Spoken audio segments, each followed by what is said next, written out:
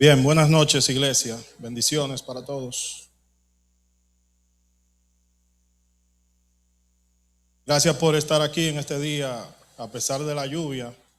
Estamos en un tiempo difícil, una vaguada que nos ha golpeado en los últimos días y la lluvia apenas nos dio chance de llegar a la iglesia hoy, que paró en la tarde. Bien, hoy continuamos con este estudio sobre el libro de Esdras como parte de la serie Reconstruyendo los Muros. La semana pasada estuvimos viendo más que nada el contexto de este importante libro. Y como es un libro histórico, le dimos mucha cabida a lo que es la historia, el contexto histórico por sobre todas las cosas. Estuvimos remontándonos hasta el tiempo de Salomón, el reinado del rey Salomón en Israel, la prosperidad que alcanzó esta tierra bajo el reino de este hombre, y cómo en un momento de su vida Salomón pecó, cometió un pecado grave, y como consecuencia de ese pecado el Señor trajo juicio sobre la nación de Israel posteriormente, en la forma de una gran división. El reino se dividió, por consiguiente la nación de Israel se dividió en dos partes, en dos reinos, reino del norte y reino del sur. Un reino del norte que fue un desastre, tuvo 19 reyes, todos practicaron y normalizaron la idolatría, y que posteriormente sería invadido por el imperio de Asiria. Este reino del norte desapareció para siempre. Las 10 tribus que lo conformaban fueron esparcidas y nunca más pudieron regresar. El reino del sur, mientras tanto, que también cayó en una decadencia, más adelante sería invadido, pero por Babilonia, bajo las órdenes del rey Nabucodonosor, que todos conocemos. Y gran parte de esta población, de la población del sur, del reino de Judá, fue exiliada a Babilonia. Este exilio duró 70 años y tal como lo profetizó Jeremías, al cumplirse los 70 años, estas personas regresaron a Jerusalén. Regresan los exiliados, o una parte de ellos, para que se cumplan las profecías. El Señor permitió que el rey Ciro de Persia decretara este regreso para que se cumpliera esa gran profecía de Isaías 45, en la cual vemos que el Señor utiliza al rey Ciro, un rey pagano, para servir como instrumento para el regreso de los judíos a la tierra de Jerusalén. El libro de Esdras inicia precisamente con ese decreto del rey Ciro. E inmediatamente se emite el decreto, inicia lo que conocemos como el primer retorno. Se le llama el primer retorno porque luego habrían dos más. En el libro de Esdras se registran los dos primeros retornos. Luego, más adelante, en el libro de Nehemías, estaríamos viendo el tercer retorno. Los detalles de ese primer retorno, que la semana pasada no los vimos, solamente lo mencionamos al final, lo vamos a ver el día de hoy. A este estudio lo hemos llamado la restauración espiritual, adorar antes de construir. Para ello nos vamos a ir al capítulo 2 de Esdras, todo lo que tengan sus Biblias ahí. Este capítulo, el capítulo 2, presenta una genealogía bastante amplia, bastante extendida, ocupa casi todo el capítulo, de todas las personas que regresaron a Jerusalén en ese primer retorno, que fue el más grande. El primer párrafo de ese capítulo menciona algunos nombres relevantes. Luego de esto empieza a nombrar familias, las familias y la cantidad de personas de cada una de esas familias, empieza a dar detalles. Ya hacia el final de ese capítulo 2, ofrece el cálculo total de las personas que regresaron en ese primer viaje. Es bastante exacto. Esto lo vamos a ver. Vamos a leer los primeros 2 versículos de ese capítulo 2. Esdras, capítulo 2, versículos 1 y 2. Y dice así la palabra de Dios. Estos son los hijos de la provincia. Por provincia se refieren a Judá. Así se le llamó a Judá durante la ocupación en Babilonia. Estos son los hijos de la provincia que subieron del cautiverio, de aquellos que Nabucodonosor, rey de Babilonia, había llevado cautivos a Babilonia, y que volvieron a Jerusalén y a Judá, cada uno a su ciudad. Versículo 2.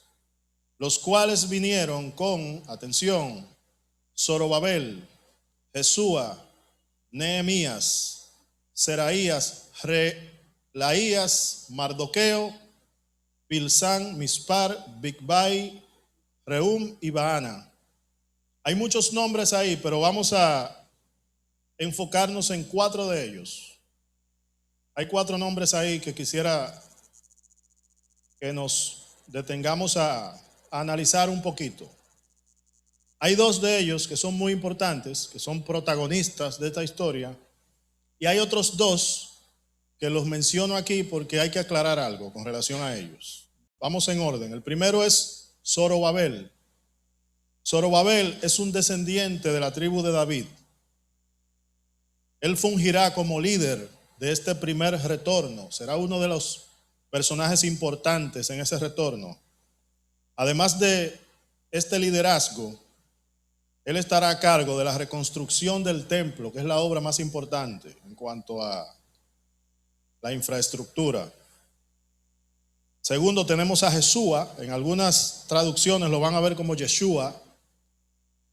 Este Jesúa es el sumo sacerdote durante la reconstrucción del templo. Este será quien fungirá como sumo sacerdote. Sabemos la importancia del sumo sacerdote una vez el templo está construido, y desde antes de la construcción ya este Jesúa empezó a mostrar el liderazgo en la parte espiritual, mientras que Zorobabel, digamos que era un líder político, Jesúa era un líder espiritual.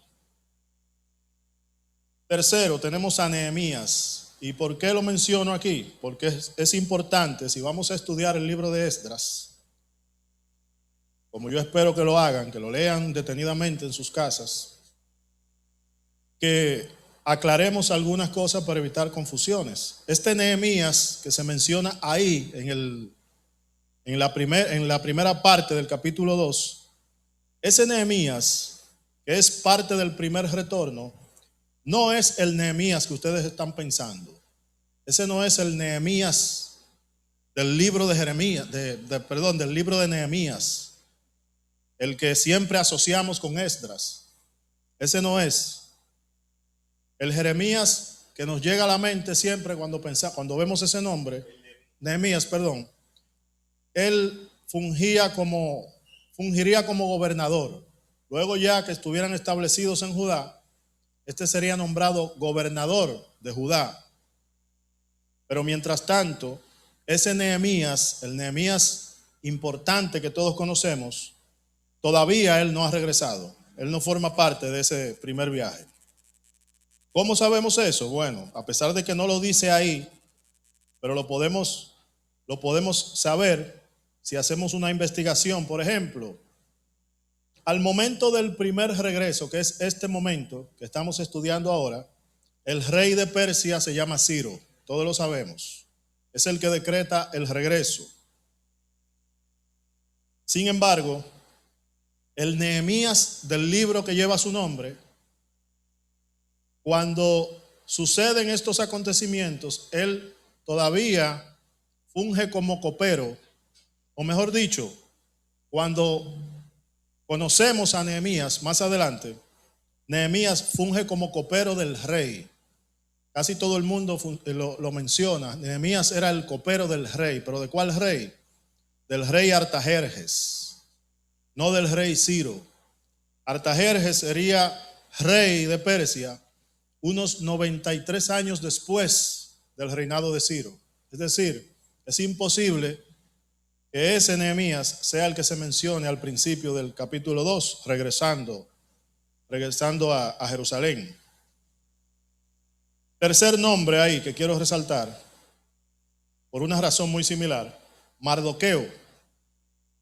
Ahí se menciona un Mardoqueo y es muy fácil asociarlo de una vez. Los que han leído el libro de Esther, asociarlo con ese personaje importante que era pariente de Esther.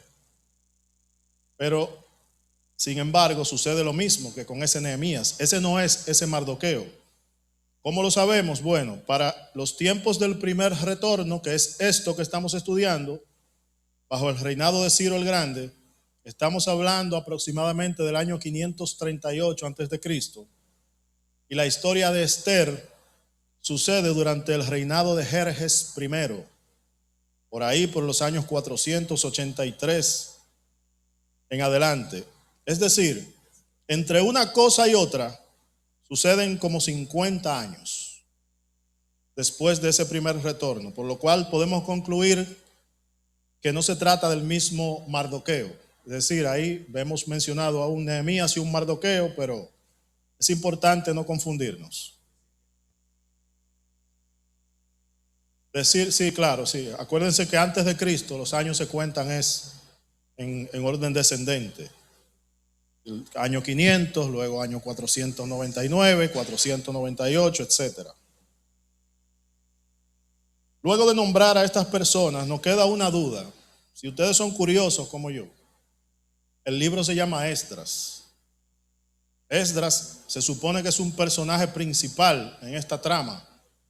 Es el protagonista, está llamado a ser el protagonista principal de esta historia. Y estamos hablando del acontecimiento más importante, que es el regreso, el primer regreso. La pregunta es, ¿dónde está Esdras en ese momento? Esdras no apareció ni la semana pasada ni esta. Bueno, pues según los estudiosos, los eruditos de las Escrituras, hay una posibilidad de que en este momento todavía Esdras no habría nacido. Es posible o que no haya nacido en este momento, o que quizá ya había nacido, pero era muy joven todavía para tener una responsabilidad tan grande. Esdras regresaría unos más de 80, entre 80 y 90 años después, en el segundo retorno. Bueno, luego de nombrar a estas personas y de detallar esas genealogías,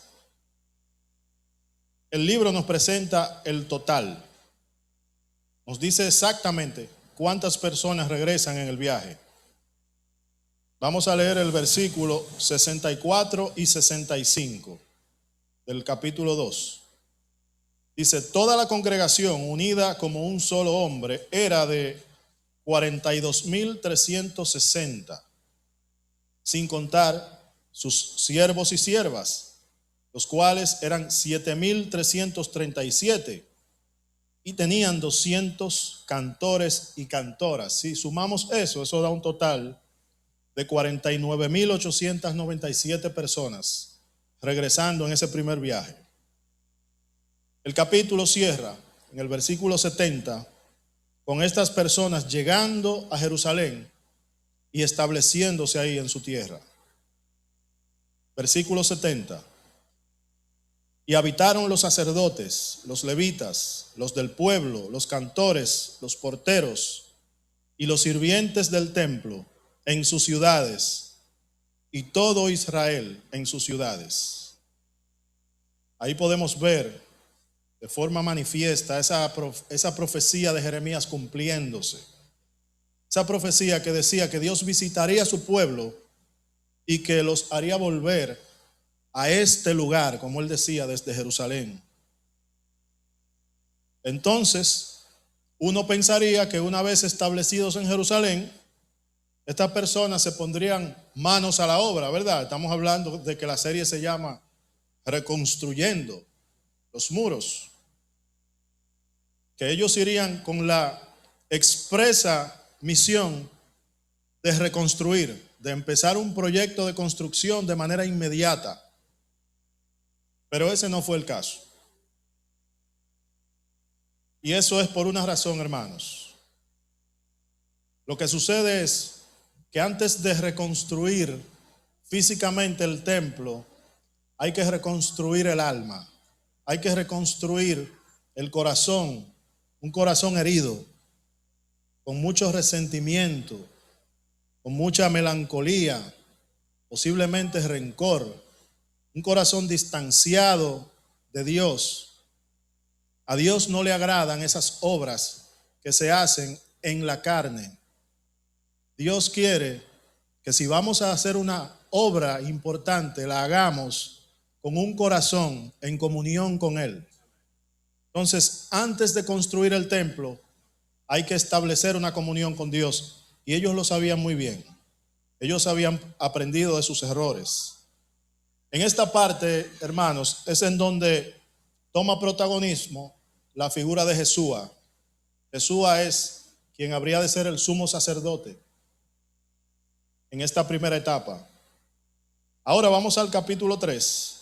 Vamos a ver cómo se empieza a dar todo esto. Capítulo 3 de Esdras, justo al inicio. Y es importante, los que tengan una Biblia física, especialmente la Reina Valera, que vean lo que dice el título ahí. Dice restauración del altar y del culto, ¿verdad? Esdras 3. Vamos a leer del 1 al 4. Cuando llegó el mes séptimo, y estando los hijos de Israel ya establecidos en sus ciudades, se juntó el pueblo como un solo hombre en Jerusalén. Entonces se levantaron Jesúa, hijo de Josadac, y sus hermanos los sacerdotes, y Zorobabel, hijo de Salatiel, y sus hermanos, y edificaron el altar de Dios en Israel para ofrecer sobre él holocaustos, como está escrito en la ley de Moisés, varón de Dios.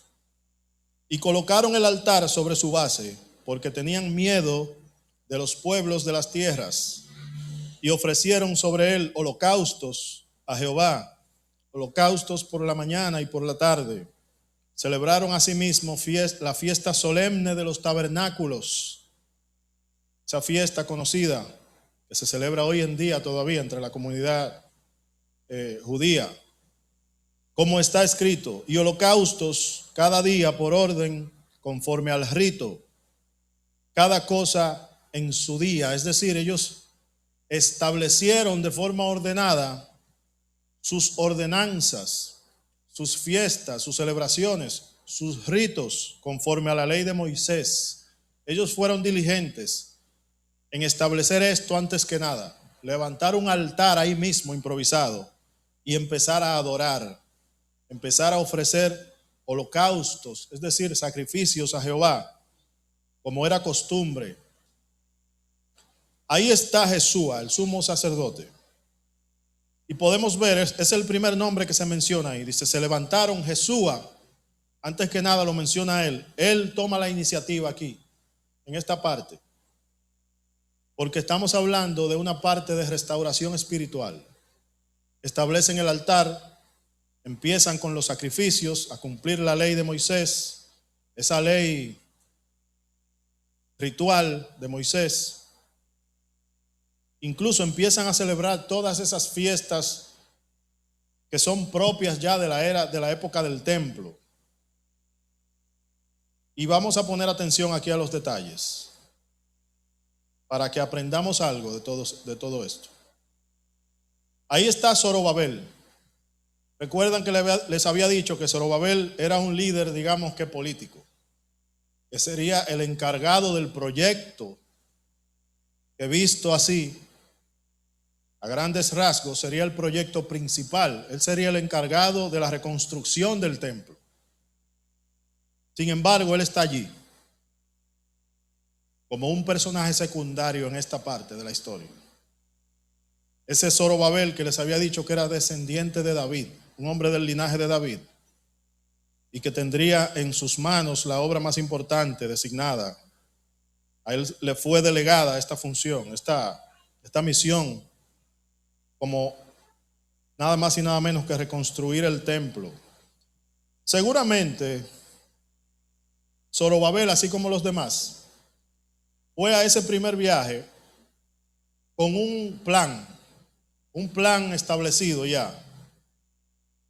Ya cada uno de ellos, imaginamos esto porque no se narran esos detalles, pero podemos imaginarnos que ya cada uno de estos personajes sabe cuál será su misión, cuál será su función una vez establecidos en Jerusalén.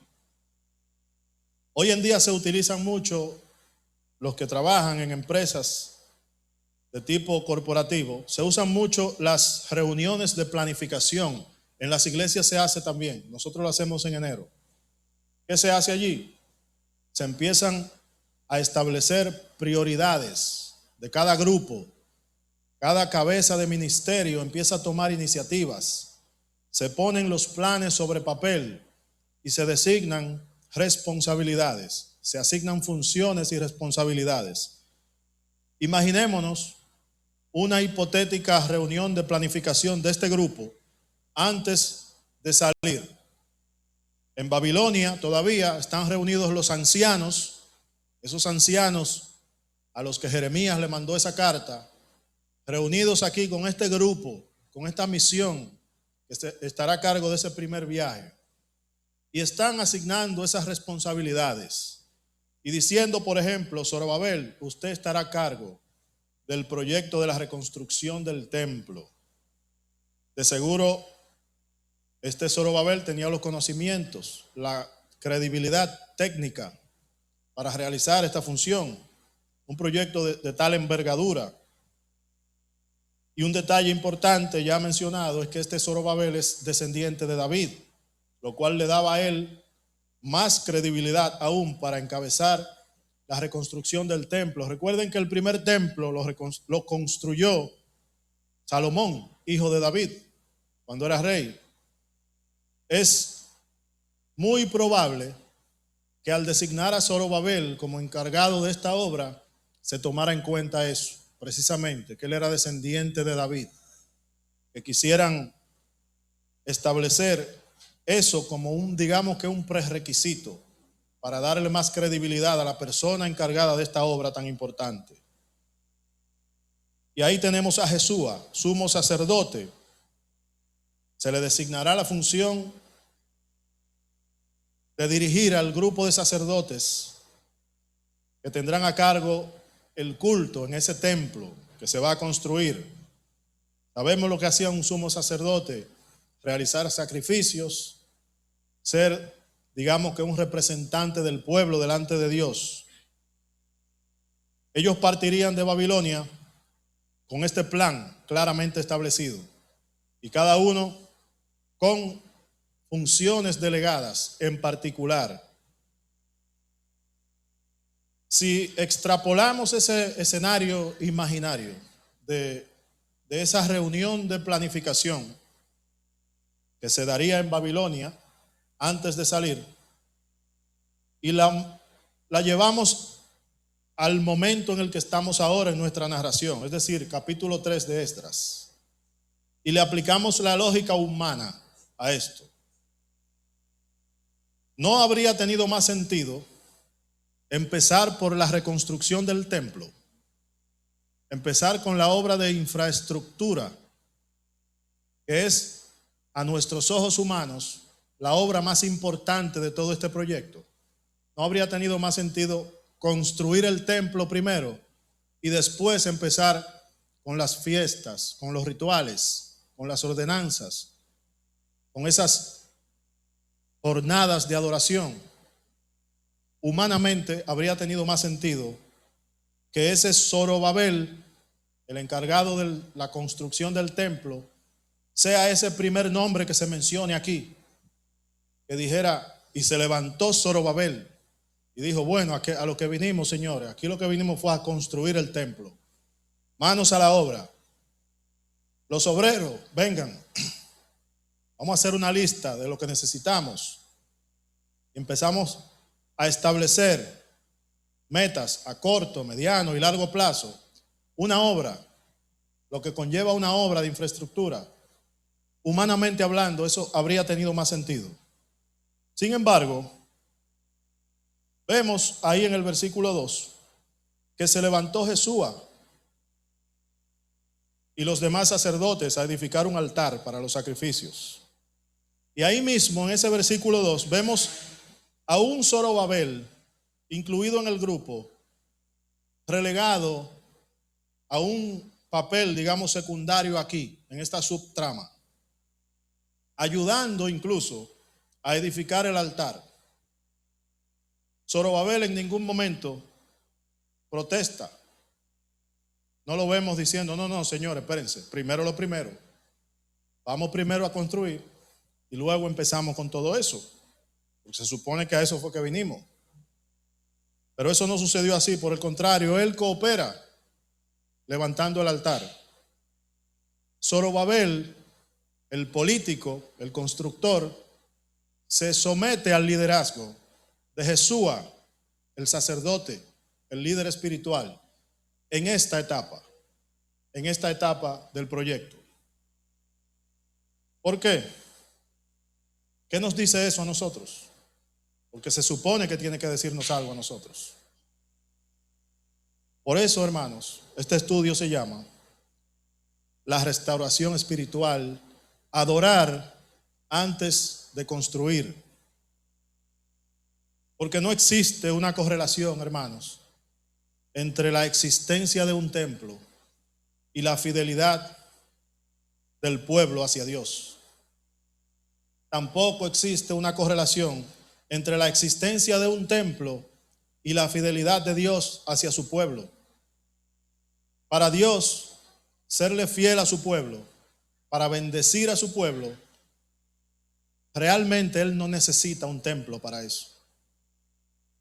Para usted ser fiel a su Dios, para usted guardar las disciplinas espirituales, el templo no es un prerequisito. La iglesia somos nosotros.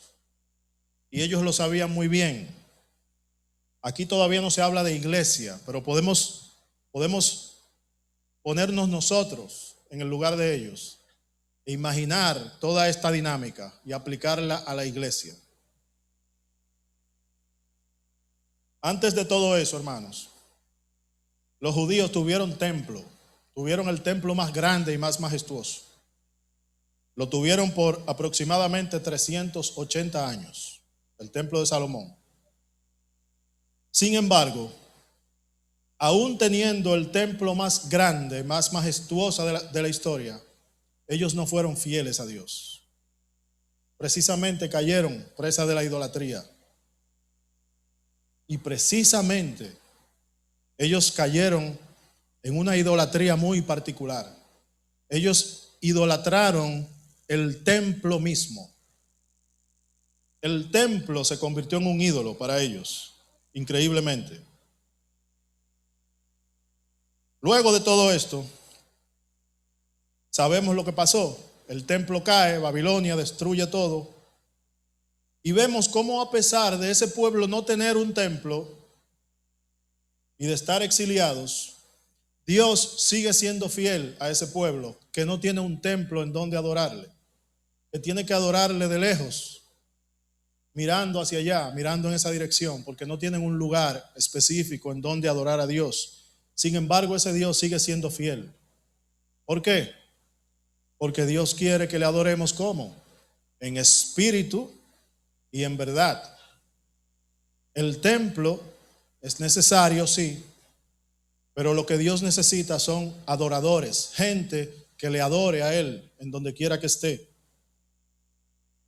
Lo que está sucediendo aquí, hermanos, con estos dos hombres, con Zorobabel y con Jesúa, no es más que un ejemplo de cómo el liderazgo del pueblo de Dios debe o debería aprender a darle la primicia a la comunión con Dios por encima de todo lo demás. Porque de tanto construir, hermanos, de tanto edificar, de tanto trabajar en estructuras, de tanto trabajar en proyectos, se puede perder de vista lo más importante, que es la relación misma del pueblo con su Dios. Una relación que es, por demás está decir, espiritual, que no depende de un edificio. Es una relación de dependencia absoluta y de fidelidad en donde quiera que nos encontremos. Si queremos agradar a Dios,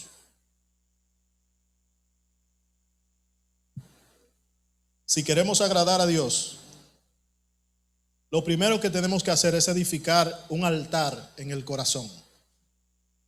De lo contrario, Dios podría desechar nuestras obras. Los judíos, ellos llegaron a tener ese templo como si fuera un talismán, a decir templo de Jehová, templo de Jehová, templo de Jehová, como si fuera un mantra que los cubriría y los libraría del mal, simplemente por la existencia del templo en sí mismo. Ellos cayeron en ese error y no es de extrañar, porque su líder, el rey Salomón, cayó en la idolatría. Jeremías, el profeta de ese tiempo, les advertía una y otra vez sobre esa práctica. Es Jeremías quien dice, Jeremías 7:4, no fiéis en palabras de mentira, diciendo, templo de Jehová, templo de Jehová, templo de Jehová es este. Él decía eso cuando todavía existía el templo. Él les advertía, no idolatren el templo. No digan templo de Jehová una y otra vez, como los ángeles dicen santo, santo, santo. No lo hagan, no caigan en ese error. Porque el problema, hermanos, era que ese pueblo que decía templo de Jehová y se daba en el pecho, cometía adulterio, robaba y adoraba a otros dioses cuando salía de ese templo de Jehová. Luego iban al templo otra vez, pensando que esa visita de rutina al templo les iba a librar de la ira de Dios. Jeremías también, ahí mismo, en el versículo 9, versículos 9 y 10, lo dice de manera específica: hurtando, matando, adulterando, jurando en falso, e incensando a Baal, y andando tras dioses extraños que no conocisteis. Vendréis y os pondréis delante de mí en esta casa, sobre la cual es invocado mi nombre, y diréis, librados somos para seguir haciendo todas estas abominaciones. Esa advertencia de Jeremías, hermanos, aplica para nosotros también. Para nosotros, hermanos. Nos pasamos la semana cometiendo toda clase de pecados, de obra, de palabra y de omisión. Y luego venimos el domingo a la iglesia a decir, librados somos para seguir haciendo todas esas abominaciones. Imaginémonos que Jeremías no habla a nosotros. El juicio de Dios cayó sobre un pueblo que, a pesar de tener el templo más grande y más majestuoso, se apartó de Dios, porque ellos pensaban que ese templo era su trofeo, que Dios los había premiado a ellos con ese templo, porque ellos eran buenos y se lo merecían, porque ellos eran merecedores del favor de Dios, y el favor de Dios se manifestaba precisamente regalándole a ellos el templo más grande, que era la envidia de todo el mundo. El templo fue su ídolo. Según las palabras del profeta Ezequiel, este templo se convirtió en el deleite de sus ojos. También este profeta les advirtió. Dios usó al profeta Ezequiel de una manera trágica, como una parábola humana. Dios le arrebató la esposa a Ezequiel, le quitó la vida a la esposa de Ezequiel, solo para ponerles a ellos un ejemplo de lo que les pasaría, diciéndole: he aquí que yo te quito el deleite de tus ojos. Después de esos 70 años de exilio, por lo menos estos dos hombres, Zorobabel y Jesúa, y este pequeño grupo de hombres que lideraron este proyecto, aprendieron la lección, aprendieron a organizar sus prioridades, aprendieron a darle la primicia a la adoración, aprendieron a adorar a Dios en lugares humildes, a levantar altares improvisados, sin pretensiones, sin ninguna majestuosidad, como lo hicieron los patriarcas, como lo hizo Abraham, como lo hizo Isaac, como lo hizo Jacob, como lo hizo Noé al salir del arca, que levantó un altar ahí mismo improvisado. Estos hombres, luego de todos esos años de exilio, habrían aprendido a humillarse delante de un Dios que es dueño del mundo y todo lo que en él existe. Un Dios que en esencia, por su naturaleza, no necesita una casa hecha por el hombre para manifestarse y para reinar sobre ese mundo que él mismo creó. Porque ese Dios, ese mismo Dios, dice en Isaías 66:1, el cielo es mi trono y la tierra estrado de mis pies. ¿Dónde está la casa que me habréis de edificar? Por eso, hermanos, y por muchas razones, Zorobabel, el constructor, al ver que Jesús y los demás sacerdotes se levantan y tienen la iniciativa de establecer un altar ahí mismo, él se somete al liderazgo sacerdotal y en vez de imponer su proyecto, lo que hace es colaborar con lo más importante en ese momento, que es el altar de Dios, la adoración a Dios. Porque primero hay que adorar y luego construir. Primero, iglesia, hay que amar a Dios de todo corazón y amar al prójimo como a nosotros mismos. Es el mandamiento de Cristo.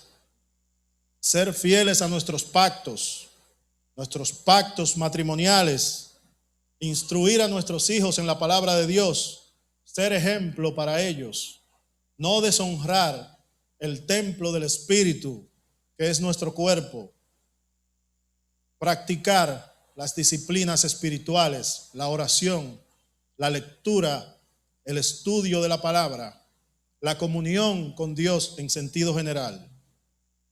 Y luego entonces venir a la iglesia los domingos. Es en ese orden. Se supone que ese debería ser el orden de las prioridades. Los judíos, bajo este liderazgo de Jesús, empezaron a realizar las ordenanzas de Dios de forma unánime, sin ninguna objeción. Mientras tanto, volvamos a Esdras 3, en el versículo 6. Dice así: desde el primer día del mes séptimo comenzaron a ofrecer holocaustos a Jehová. Atención a esa parte que sigue ahí. Pero los cimientos del templo de Jehová no se habían echado todavía. Miren lo importante, miren cómo Esdras, el autor, quiere resaltar que ellos empezaron a ofrecer holocaustos a Jehová, pero que todavía ni siquiera los cimientos del templo se habían echado. Él quiere que nosotros entendamos esa lección implícita. ¿Saben cuánto tiempo duraron ellos antes de iniciar la construcción del templo? Desde que llegaron a Jerusalén, duraron 2 años. 2 años de restauración espiritual. 2 años de edificar sobre los escombros, pero del corazón. 2 años, hermanos, para permitir que sea Dios quien cure sus heridas. 2 años purificando su conciencia por medio de la oración, por medio de la adoración a Dios. Una adoración humilde, sin templo, sin pretensiones. 2 años sometidos a Dios sin tener un templo que idolatrar, sin tener un templo construido por manos de hombre. 2 años adorando a un Dios que está sentado en su trono y que tiene la tierra por estrado de sus pies. Conscientes de todo eso, luego de esos 2 años, entonces ellos empiezan a construir el templo.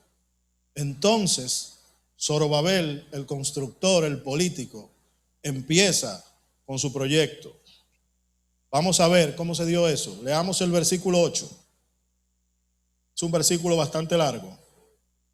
Dice así: en el segundo año de su venida a la casa de Dios en Jerusalén, en el mes segundo, comenzaron, aquí sí, Zorobabel, hijo de Salatiel, Jesúa, ahí como secundario en esta ocasión, hijo de Josadac, y los otros, sus hermanos, los sacerdotes y los levitas, y todos los que habían venido de la cautividad a Jerusalén, y pusieron a los levitas de 20 años arriba para que activasen la obra de la casa de Jehová, bendita sea su palabra, para que ellos no se envanecieran, hermanos. Ellos empezaron a construir un templo, pero Dios quiso que este templo fuese mucho más pequeño y más modesto que el templo anterior, ese templo gigante de Salomón que ellos idolatraban. Dios quiso que las dimensiones de este templo no fueran ni la sombra de las del primer templo. Y cuando empezaron a construir, porque esto tomó mucho tiempo, cuando empezó la obra de construcción, al ver los cimientos del templo, se empezaron a notar 2 reacciones simultáneamente: la risa de los más jóvenes, el júbilo, el gozo de esas generaciones que nunca habían visto un templo de Jehová, y el llanto de los más viejos, de los que pudieron tener la oportunidad de ver en su vida el templo de Salomón, el templo gigante. Esa nostalgia de ver un templo nuevo construyéndose, pero que era mucho más pequeño, se manifestó en forma de llanto.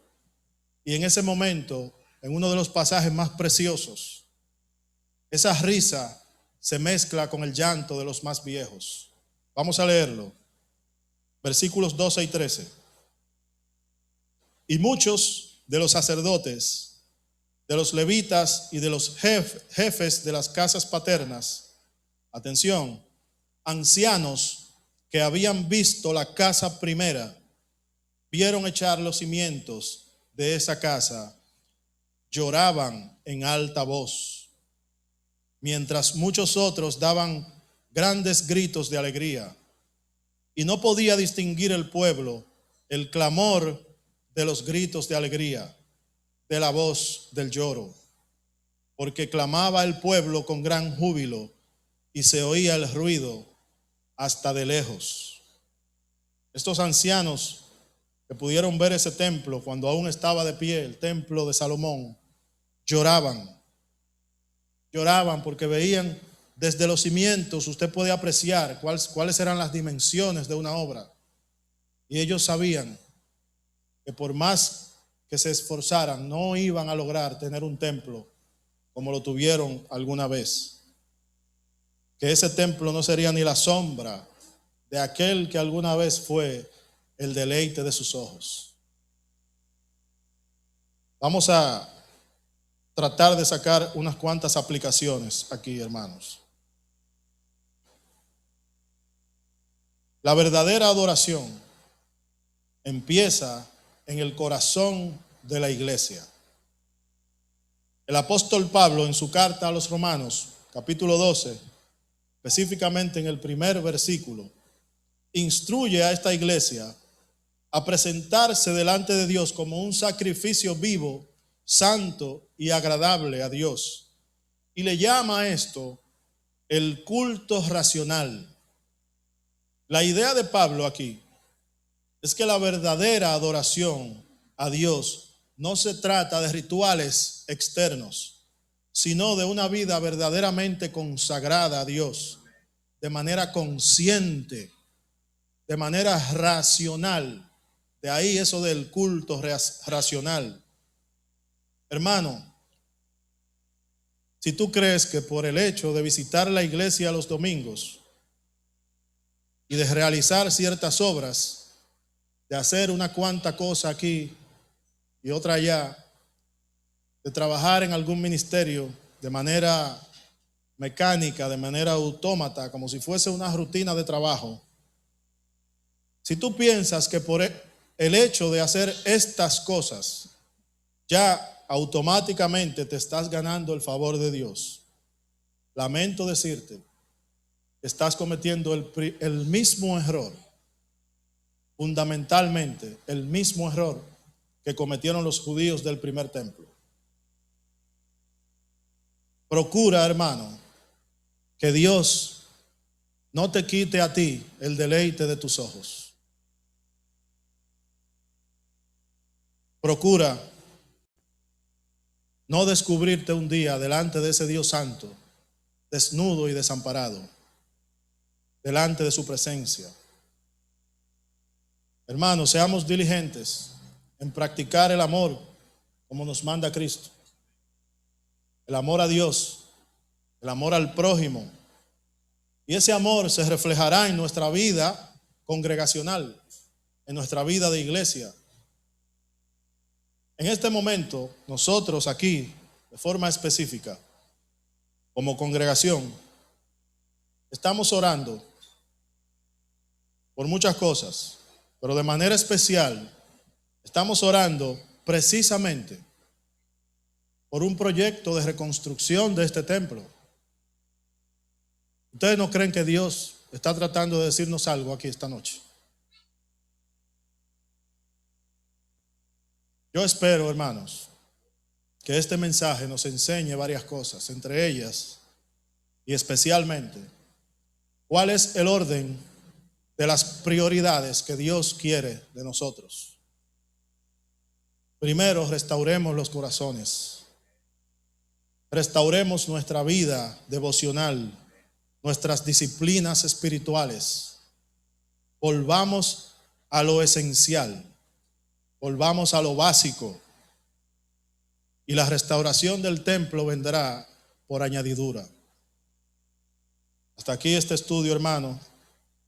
El próximo martes, Dios mediante, empezaremos a ver la oposición que se dio en este proyecto, porque las cosas no fueron color de rosa. No fue como que ellos llegaron ahí, empezaron a adorar, empezaron a construir y fueron felices para siempre. Ahí mismo, en este lugar, surgió oposición. Acuérdense que no fueron todos que fueron exiliados a Babilonia. Hubo muchos que se quedaron ahí. Y esos que se quedaron ahí, cuando regresaron los del exilio, no los vieron precisamente con buenos ojos a ellos. Y empezaron a murmurar, y empezaron a conspirar. Y lograron, aquí les doy un pequeño spoiler, lograron detener la obra por muchos años, más de lo que ustedes se imaginan. Todo eso lo vamos a ver la próxima semana, si Dios así lo permite. Vamos a orar. Señor, gracias. Gracias, Padre, porque nos has dado tu presencia, porque te has manifestado en nuestras vidas. Ante todo, te has manifestado en nuestros corazones. Te damos las gracias, Señor, porque nos permites congregarnos en un templo hecho con manos de hombres que te sirven a ti para adorarte. Pero sabemos, Señor, que tú eres el dueño del mundo, que tú estás en todas partes. Ayúdanos, Señor, a establecer correctamente las prioridades. Ayúdanos a darte a ti la primicia, Señor, a no perder de vista el primer amor, a practicar las disciplinas espirituales y a obedecer, Señor, tu santa y bendita palabra en el nombre de Jesús. Amén.